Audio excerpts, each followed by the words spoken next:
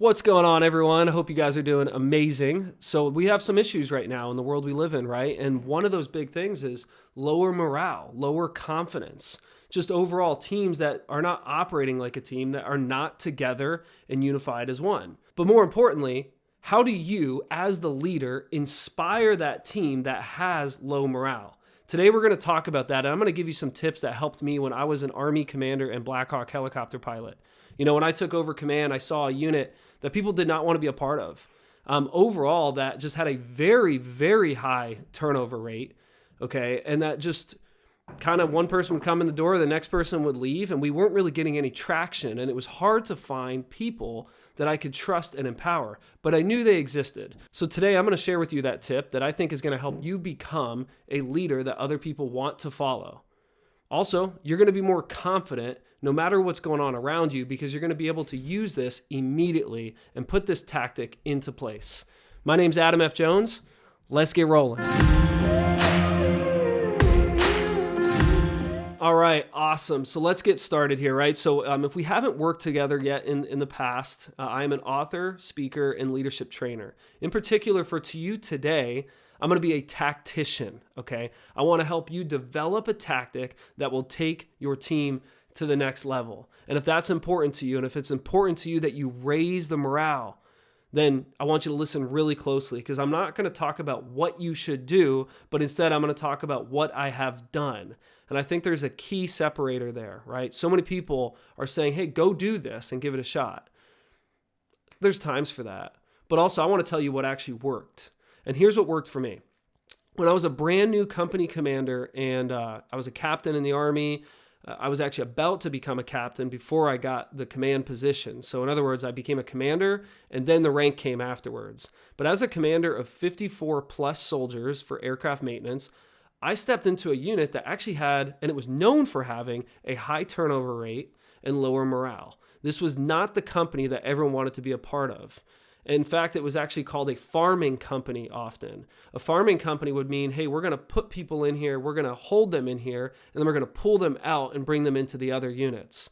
So overall, you could assume that morale is much lower, that people are less confident, that even just unity in general was kind of hard to find, that most people were doing their own thing, just waiting for the next day to come. Right? Doing the bare minimums. Now, I know this might sound challenging because you're like, yeah, but it was the military and I'm not in the military. I'm running a corporation or, I'm working with a nonprofit right now. And I totally get that. All right. But I want you to catch this lesson for a second. The greatest thing that helped me was a principle that was taught all around the world in corporations and athletics and nonprofits and business leadership. I mean, you name it, this has been taught. But when you apply it to raising the morale of your organization, I think you're going to see it's going to take you to a whole nother level. So here it is, the Pareto principle. If you haven't learned about the Pareto principle yet, well, it's time that we do that, okay? 80% of your people will only do 20% of the work, all right? That means a big majority. It's going to be 80-20 split. But flip it. 20% of your people will do 80% of the work. 20% of your people will lead the rest of the organization. 20% of your people, are you catching this, will be the ones who actually believe in the mission and who have a higher level of morale. Now, I don't want it to only be 20, but I'm telling you there's at least 20. Yes, it could eventually be 90 to 100%, and we hope that for you.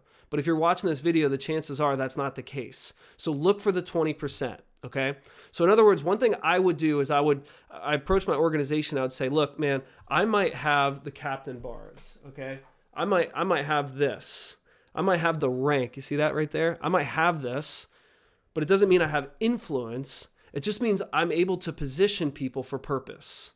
I'm able to organize, train, and equip this organization by building buy-in. And that happened by finding the 20%. Okay, so that's all I want you to do is I want you to start thinking for a moment that 20% of your organization probably is still excited, still has some morale in themselves, right? Even if they're holding it within their heart and it hasn't really been spreading. It's funny, what I'm saying right now sounds like my book, Weapons of Mass Deception. If you haven't checked this out, man, highly encourage you, grab this, Weapons of Mass Deception. You just go to adamfjonesbook.com to grab it. But in my book, I talk about what we suppress in our heart spreads through our home. So this is kind of like the reverse. It's like these people are just holding everything within. The morale has not come out yet, right? It's being held back because they're excited, but it's almost not even cool to be excited about the work you guys are doing. I don't know if you can relate to this right now, but I've seen this many times while working with high performance leaders. And for you, all I want you to do now is look for the 20%. Then you're going to start to empower them. And I have another video that's going to help you with this. I'm going to talk to you about how to delegate effectively. And I'm going to give you some of the secrets that have helped me be able to build leaders and raise them up while also having them take more ownership of the organization. So if that's important to you, I'll make sure I link it somewhere below, up, down. I don't know where I'm supposed to link it, but I'll get you squared away because honestly, there's some secrets to that as well. But for today, let's end with this. I'm going to give you a tactic, okay? The tactic is you're going to take a piece of paper right now and you're going to write out the people who work for you. Now, I get it. If it's a huge organization, maybe you can't do that. Pull up an org chart. But I really need you to see them all. I need you to see all the names. Maybe you just do your direct reports to start. And then look for the 20% that they're ready for more. They're ready to be challenged. Because remember, a champion loves a challenge. And at Kingdom Operatives, where we train and equip leaders, we want you to know that you must be challenging your team because they're going to rise up because they want to be challenged. At least 20% do, right? So for you, map them out, find the 20% and start to empower them more. Build buy-in from them and say, hey, look, you guys are excited. Hey, I know you still believe in this mission. Can you help us get it to the next level? So in other words, you're going to take that 20% and you're going to make it 30, 40, 50, 60, 90. And overall, what's going to happen is you're going to see everyone's level is going to start going up. That's it. This isn't just about you. It's about your team. Now look for the 20% and empower them. Remember this, whether you're at the top of a peak or the bottom of a pit, continue mission.